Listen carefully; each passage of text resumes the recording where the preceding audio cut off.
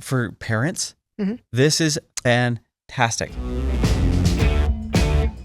Maybe you've got a bunch of devices now that were Windows 10, can't upgrade them to Windows 11. Now, would it surprise you if I told you there are 400 million devices worldwide that are non-Windows 11 upgradable? No.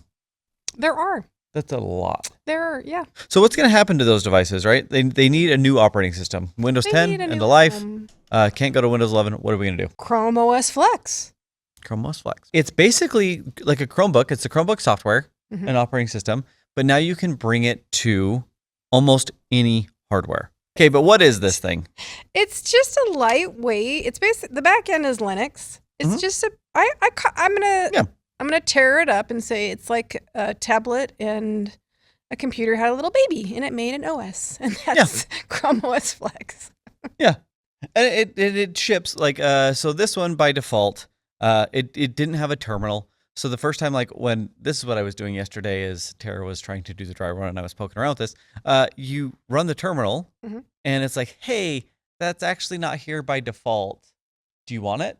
And you go say yes, and it downloads this little Linux actual VM and container, and it ships with all kinds of fun things, like even Vim. Vim's here. But I mean, here's the down low. It's free. Yep. You basically just go to the Google store. There's a little piece of software that you download, and it will make you a bootable flash drive. Yep. And then you can actually do it two different ways. You can make it the bootable flash drive, or you can run the utility, and it loads the OS, and then you can boot to the flash drive should you want, if you want to try it out, or you can just put it on your hard drive or your other piece of hardware. It basically will run on any piece of hardware, as you already stated. And then you run it. It runs basically just web apps. Yeah. It's a Chromebook. Gist of it. This is perfect. I think it's in the chat, like for parents. This is fantastic. If they're already like, if you're an Android user, right?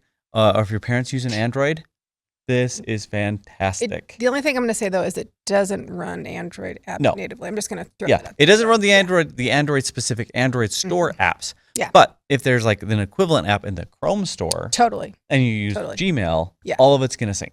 And I'm going to say two things really quick. I totally wish I knew this existed before I bought my mom a laptop, because would have been so much better. Yeah. Brock actually made the stick, and all I did was log in, and it has like a 3-month free download 365 suite. And I was like, sweet, let's do that. That was free.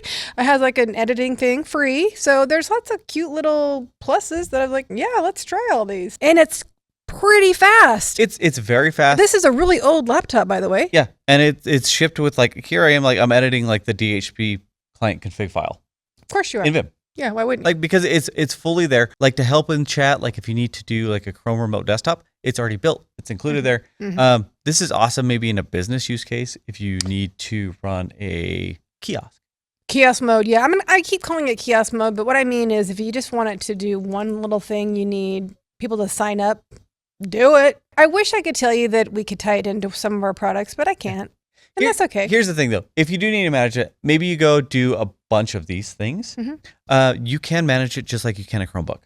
Yeah. Well, like you can register this with like Google for Education or like the Google Workspace, maybe your Google Workspace admin and all of the tooling there. Yeah. Even though it's not an actual Chromebook that was shipped before, any hardware now fits into that and you can manage these. And I did read about a hotel chain that spun up a Pixie server and imaged 2,000 machines in 2 days this way, because they had a bunch of old hardware they didn't want to throw it away, and that's what they chose to do. So great life. Yeah, this is the first maybe Linux desktop that actually makes sense as a Linux desktop. Sorry, that's a hot take, maybe. Sure, why not? But this is like a usable Linux desktop in a business environment now. Yeah, it's better than throwing your stuff away, I think. Thanks for watching this segment from PDQ Live. If you like this, you'll love the full show. Check it out every Thursday at 10 a.m. Mountain. Oh, and like and subscribe, please.